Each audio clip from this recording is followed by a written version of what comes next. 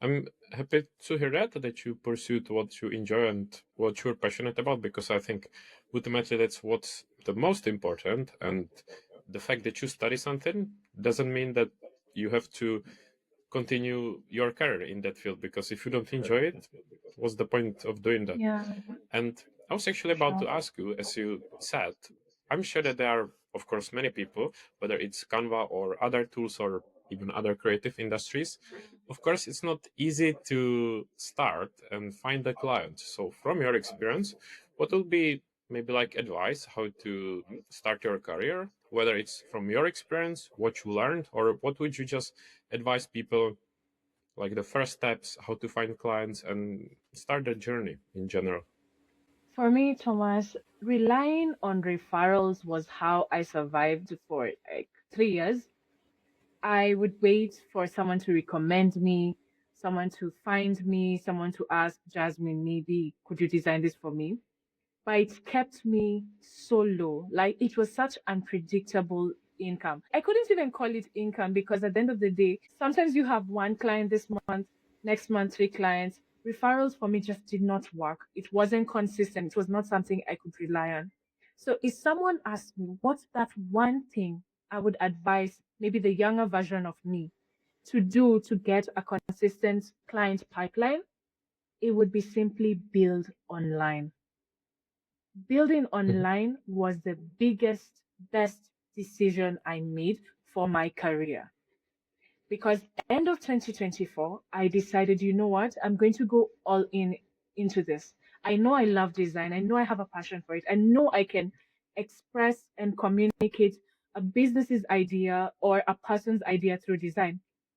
So I felt, let me go on LinkedIn and test the waters and see where that takes.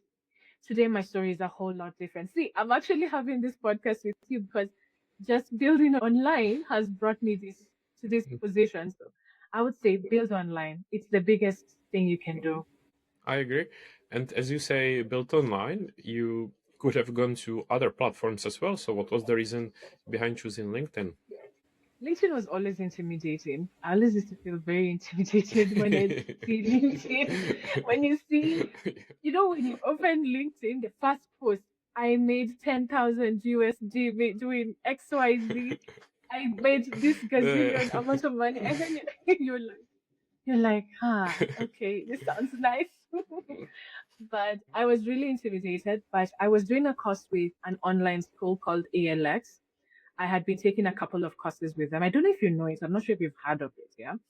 But it's based in Africa. So when I finished the course, they really, really pushed us like build your LinkedIn presence. They brought us so many people who were already building on LinkedIn to hear their stories and to get encouraged from their stories.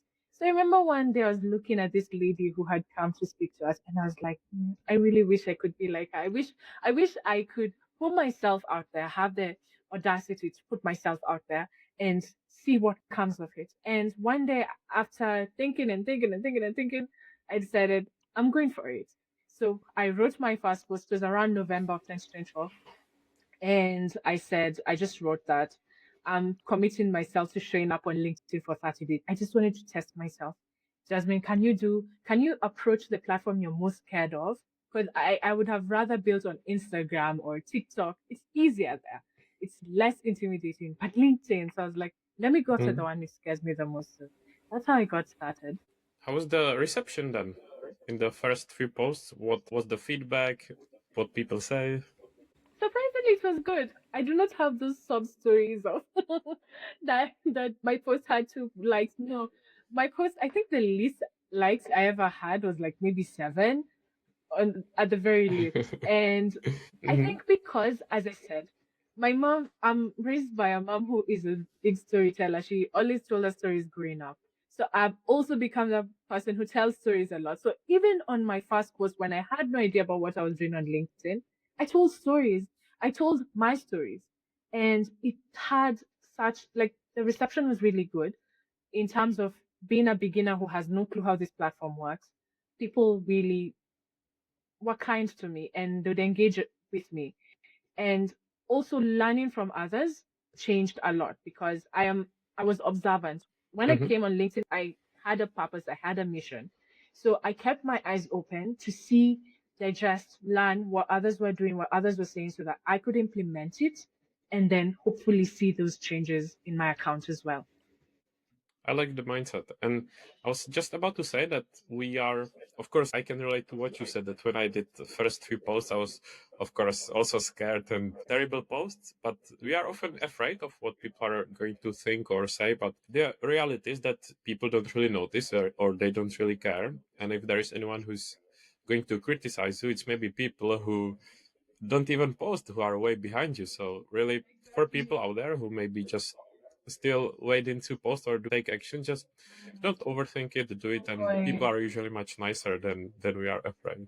Exactly. In fact, that point, exactly what you said, I was so surprised because I felt, people have this concept about LinkedIn. Before you start on LinkedIn, people have a very strange concept. Everyone has a strange concept about LinkedIn before you get started. But when you get started, you actually start to see there are people there who will support you.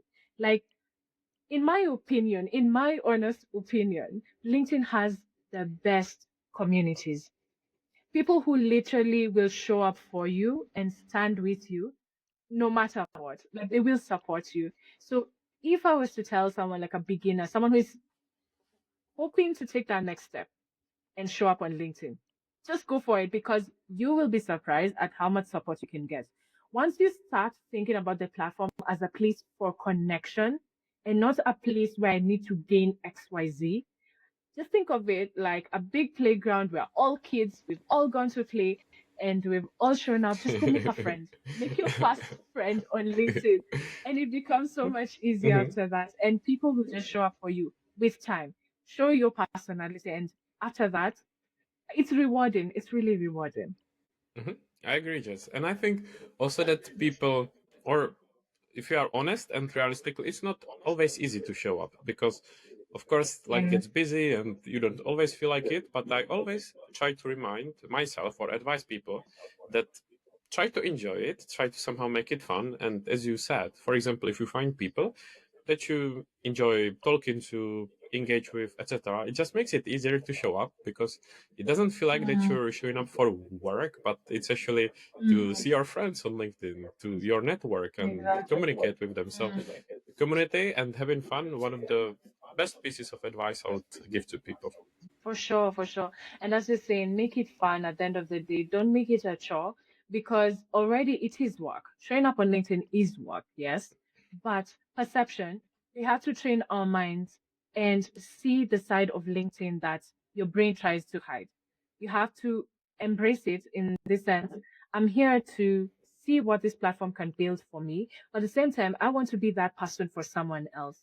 Like, if you start thinking of, how can I give to someone? How can I make someone else's day happy? Like, can I show up for someone? Can I just make one comment? Maybe it's someone who's gotten zero comments for the last 3 hours. Can I drop a nice comment to encourage them? Like, I believe we can be each other's rays of sunshine on LinkedIn. We can really be that person for someone else. And the more you keep doing that, it's just life. It will come back to you. It will come back to you in ways you never actually imagined.